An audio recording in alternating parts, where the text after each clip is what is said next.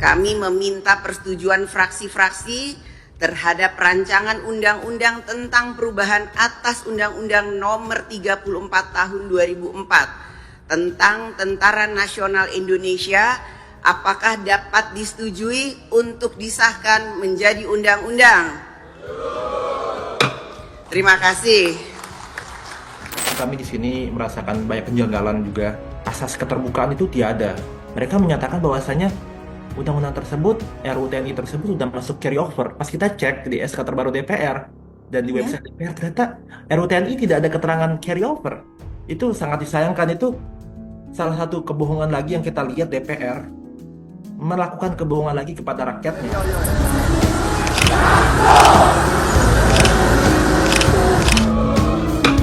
Terima kasih.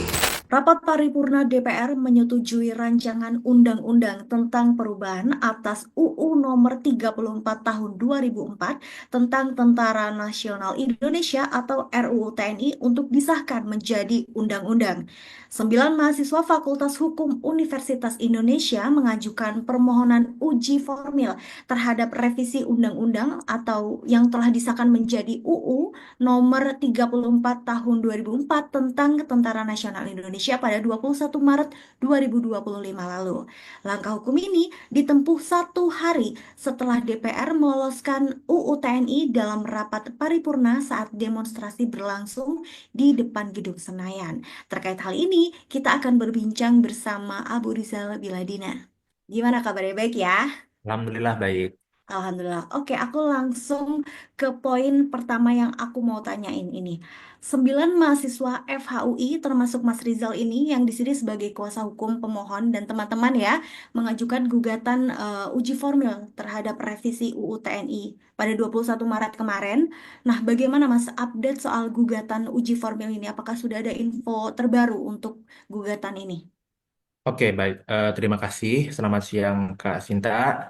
Aku di sini sebagai perwakilan teman-teman juga, sebagai perwakilan para pemohon. Di sini kami bersembilan mahasiswa Fakultas Hukum UI menggugat Undang-Undang TNI yang baru saja disahkan oleh DPR pada tanggal 20 Maret 2025. Adapun yang kami gugat adalah gugatan formil, yakni gugatan yang hanya berfokus kepada prosedural pembentukan peraturan perundang-undangannya. Lalu tepat pada tanggal 21 Maret kami melayangkan gugatan tersebut ke Mahkamah Konstitusi. Sejauh ini dalam proses gugatan tersebut, pengalaman aku sebenarnya sebelumnya melayangkan 2 gugatan juga di MK, sebelumnya pernah melayangkan di PU 118 tahun 2024 dan sekarang nomor 35 tahun 2025. Lalu ini gugatan ketiga aku. Sejauh ini aku selalu memantau juga proses perkembangan gugatan aku tuh di akun akun Simple MKRI aku yang aku daftarkan di registrasi online, lalu juga aku mengecek juga di mkri.id. Nah, sejauh ini perkembangannya tahapan proses gugatan aku tuh permohonan aku udah bisa diakses di website mkri.id, bisa dilihat situ ada permohonan aku sesuai dengan registrasi online, di situ bisa diakses oleh umum dan sejauh ini kami masih menunggu nomor registrasi perkara keluar. Itu sih kurang lebih. Oke, berarti untuk gugatan perkaranya yang sudah diajukan ke MK ini bisa diakses melalui web MKRI ya? Ya, benar. Oke, nah revisi UTN ini kan tidak ada di Prolegnas dan juga RPJMN atau Rencana Pembangunan Jangka Menengah Nasional tahun 2025-2029. Nah, ini tuh bukan prioritas, tapi terkesan terburu-buru gitu untuk disahkan gitu.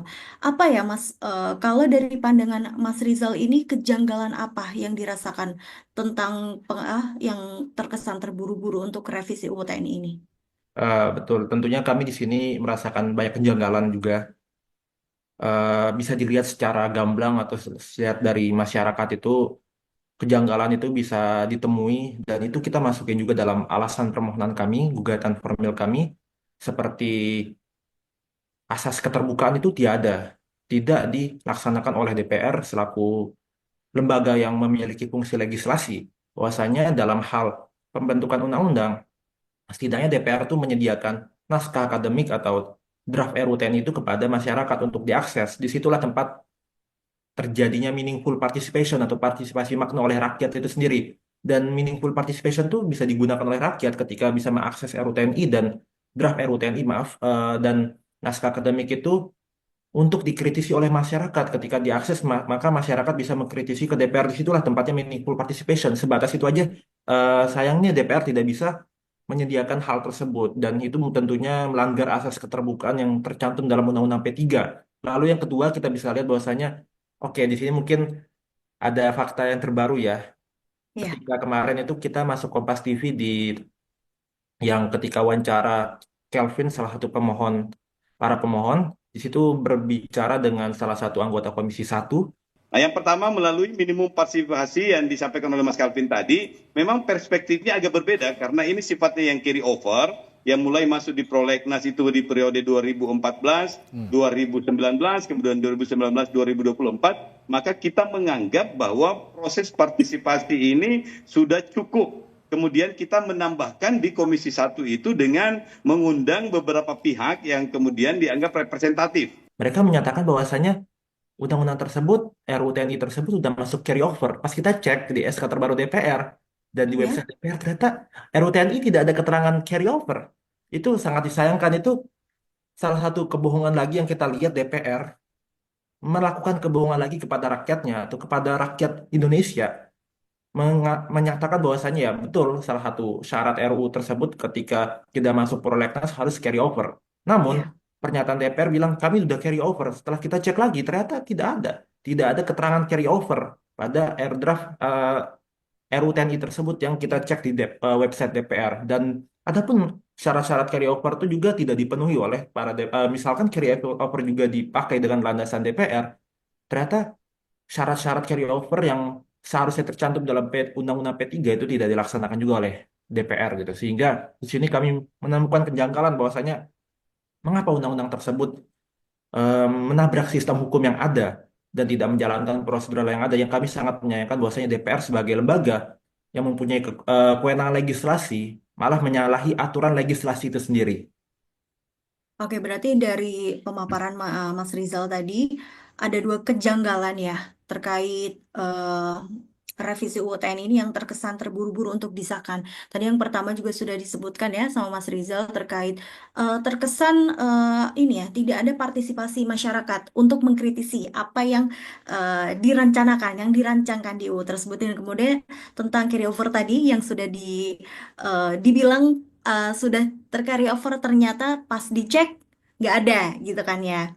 Oke, nah sebenarnya kan dari gugatan-gugatan itu sebenarnya apa ya yang ingin disuarakan nih dari Mas Rizal dan teman-teman pemohon ini terkait gugatan revisi UU TNI ini, Mas? Oke, tentunya di sini kami ingin menyuarakan bahwasannya Undang-Undang TNI ini memiliki urgensi yang sangat tinggi untuk kita kritisi dan kita kawal, bahwasannya banyak bentuk yang bisa kita kritisi, maksudnya dalam artian pola yang bisa kita kritisi itu seperti aksi jalan dan juga bisa kita melakukan advokasi hukum. Di sini kami menunjukkan bahwasanya banyak jalan lah, menunjukkan bahwasanya kita mengajak masyarakat Indonesia jangan pesimis dalam mengawal UTNI, walaupun kemarin ketika mahasiswa turun ke jalan pada pukul siang hari, namun tiba-tiba disahkan oleh DPR pada pagi harinya itu cukup mengecewakan ya.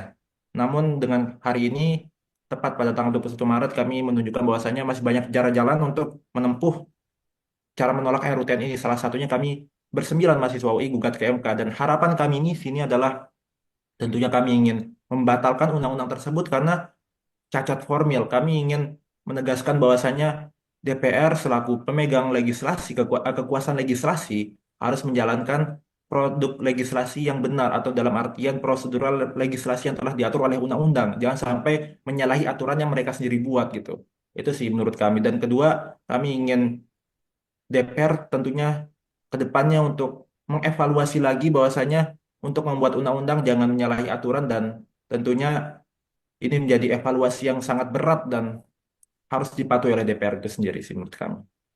Oke, Mas Rizal. Di luar dari cacat formil yang disebutkan oleh Mas Rizal tadi, sebenarnya ada 3 pasal ya Mas ya yang menjadi kontroversial gitu. Nah, salah satunya ini banyak yang menuai polemik adalah pasal 47 soal jabatan sipil yang bisa diisi prajurit TNI aktif. Nah, kira-kira ada kekhawatiran bahwa dui fungsi TNI ini seperti masa Orde Baru akan muncul lagi gitu. Apakah kekhawatiran ini tuh terkesan berlebihan atau kalau melihat bidang-bidang yang bisa diisi oleh TNI itu bagaimana, Mas Rizal? Menurut saya sendiri bahwasanya jabatan yang diduduki oleh TNI, jabatan sipil itu tentunya sangat berbahaya untuk kehidupan sipil kita. Bagaimana tidak bahwasanya di situ ada tumpang tindih kewenangan antar lembaga gitu. Misalkan TNI menduduki sebatas ada narkotika nasional kan itu ada tumpang tindih kewenangan antara BNN dengan TNI. Di sini yang mana yang jelas itu nggak jelas gitu. Situ yang kami sayangkan bahwasanya TNI berfokus kepada keamanan negara tapi bukan berfokus kepada jabatan sipil gitu. Seharusnya itu seperti pelan-pelan menggerogoti dui fungsi lagi yang udah kita cita-citakan oleh masyarakat Indonesia di reformasi tahun 98 gitu. Nah, ini masih berkaitan nih Mas soal jabatan sipil yang bisa diduduki oleh TNI. Nah, ini ada Letkol Teddy Indra Wijaya ya, yang menjabat sebagai sekretaris kabinet atau Seskap, telah ini menjadi sorotan publik nih. Komisi 1 DPR ini menilai bahwa posisi Letkol Teddy ini sebagai Seskap melanggar pasal 47 UU Undang-Undang TNI yang mengatur bahwa prajurit TNI aktif ini hanya dapat menduduki jabatan sipil di kementerian atau lembaga tertentu ya. Kalau menurut Mas Rizal ini penilainya bagaimana, Mas? Jadi ada TNI yang menduduki Seknek ya, maaf, Seskap, Sekretaris iya, Kabinet ya. iya betul. Ya, bisa kita lihat bahwasanya di sini jangankan DPR sendiri sebagai pemerintah legislasi, namun pemerintah yang lapisan lain pun melanggar juga undang-undang yang telah mereka ciptakan. Jadi sini menurut saya kondisi negara sudah tidak sehat ya.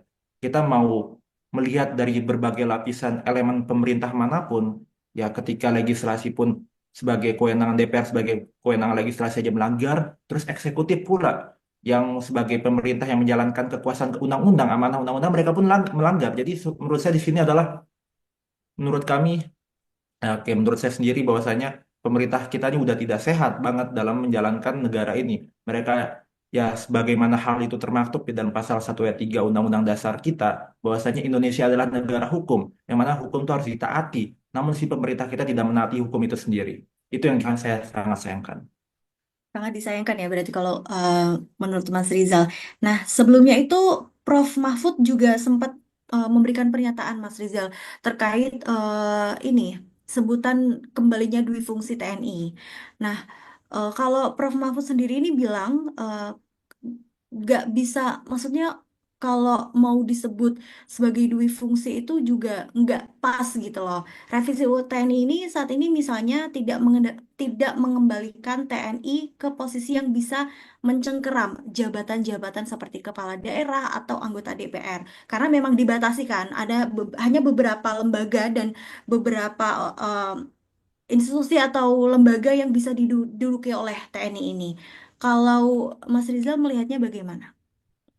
Oke, menurut saya di sini adalah ada yang pernyataan Prof. Mahfud itu menurut saya pernyataan mengenai material atau isi pasal itu subjektif ya, tergantung orang yang menilai dan orang yang memberikan kepastian mengenai material. Jadi menurut saya adalah balik lagi ke statement masing-masing, namun di sini kami bersembilan itu menyepakati bahwasanya undang-undang tersebut memang secara formil udah cacat dan hal yang baku. Beda ketika kita menggugat material, tapi kalau menggugat formil itu sesuatu hal yang baku dan lugas dan tegas, tidak bisa diperdebatkan apakah hal tersebut melanggar atau tidak, hanya itu pilihannya. Namun kita berbicara material itu balik lagi kepada subjektif masing-masing karena itu penilaian subjektif, tapi di sini menurut aku pernyataan Prof. Mahfud itu mungkin menurut Prof itu tidak mengembalikan dui fungsi, tapi di sini menurut aku ada juga terobosan atau bisa dibilang pelan-pelan membagikan dui fungsi itu sendiri. Karena di sini kalau tidak salah aku membaca beberapa materialnya bahwasanya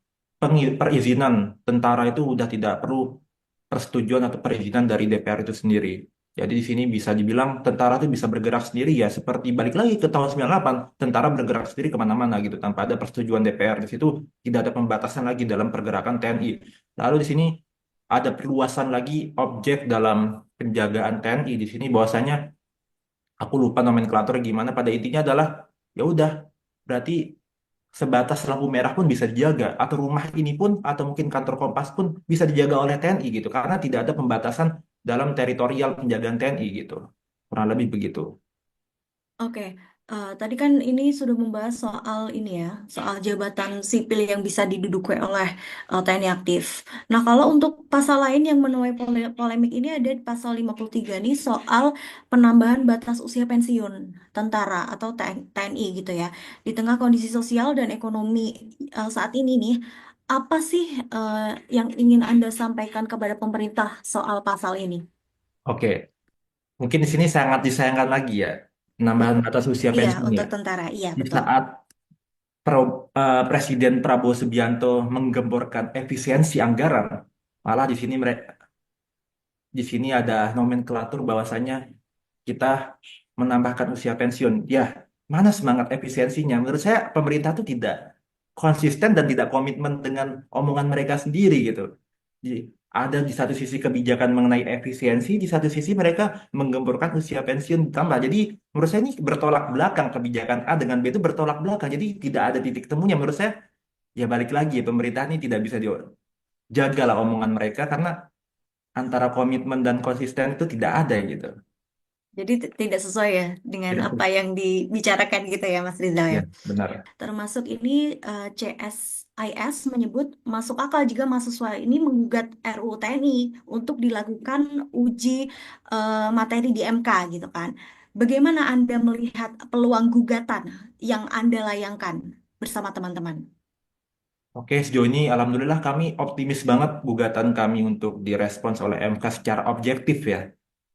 Menurut kami, ya MK sebagai lembaga negara tertinggi, sebagai penjaga konstitusi, sebagai penjaga hak-hak masyarakat seharusnya bisa menilai perkara ini secara objektif. Dan tentunya kemarin perkara yang kami ajukan yang awalnya itu mungkin banyak kesalahan dan kekurangan. Saat ini kami tengah juga dalam memperbaiki terus-menerus. Karena acara di MK itu cukup masih banyak perbaikan karena ketika nomor registrasi perkara akan ada sidang pendahuluan. Lalu setelah sidang pendahuluan, maka majelis hakim akan memberikan waktu selama 14 hari untuk memperbaiki sidang, untuk memperbaiki permohonan dalam sidang perbaikan. Jadi selama masih ada waktu sebelum menuju sidang pendahuluan dan sidang perbaikan, kami juga bersembilan menggodok dan tetap kami dan menjadi lebih tajam dan lebih argumentasi yang lebih tepat dan lebih tajam agar mahkamah tidak memiliki alasan untuk menolak permohonan kami gitu. Oke, masih panjang ya perjalanannya untuk gugatan ini ya Mas ya. Nah ini yang terakhir nih, kita ini nggak bisa tutup mata ya Mas ya soal revisi UU TNI ini. Banyak sekali sekali pihak-pihak yang demo massa menolak pengesahan UU TNI ini meluas di berbagai daerah di Indonesia gitu kan. Sebagai sesama mahasiswa gitu kan, apa pesan yang ingin Anda sampaikan kepada teman-teman mahasiswa di luar sana yang juga berjuang untuk kedamaian Indonesia ini, Mas? Oke, aku ingin menyampaikan ke teman-teman mahasiswa, tapi tidak teman-teman mahasiswa juga, tapi teman-teman masyarakat sipil. Karena kita sini bergerak bukan atas nama mahasiswa, kita bergerak atas nama rakyat Indonesia, kita bergerak atas nama perlawanan kepada rezim-rezim yang tidak menunduki aturan yang ada. Saya berpesan bahwasanya jangan menyerah, jangan pesimis, tetap optimis bahwasanya banyak perjuangan yang bisa kita lakukan, banyak cara-cara yang bisa kita lakukan bahwasanya tidak hanya aksi, tidak hanya gugat ke MK, namun kita tetap suarakan, kita mencerdaskan. Banyak banget masyarakat yang tidak tahu mengenai hal ini. Aku sesimpel bahwasanya pulang dari aksi, terus aku pulang pakai Gojek, terus aku tanya abang-abangnya, ada demo apa bang? RUU TNI. Oh, apa tuh yang dipermasalahkan? Jadi menurut aku sesimpel bahwasanya ketika kita tidak terlibat dalam pergerakan apa-apa, setidaknya kita bisa menginformasikan ke orang terdekat kita, mencerdaskan mereka dan memberikan mereka bahwasanya ini hal yang berbahaya sehingga api-api itu yang dari api kecil menjadi api yang besar menurut saya gitu. Oke, terima kasih banyak Mas Rizal atas waktunya. Mari kita kawal sama-sama nih ya gugatan uji formil revisi UU TNI di MK yang telah diajukan oleh Mas Rizal nih dan teman-teman. Oke, saya Sinta Melenia pamit undur diri. Sampai jumpa di Zoomcast berikutnya.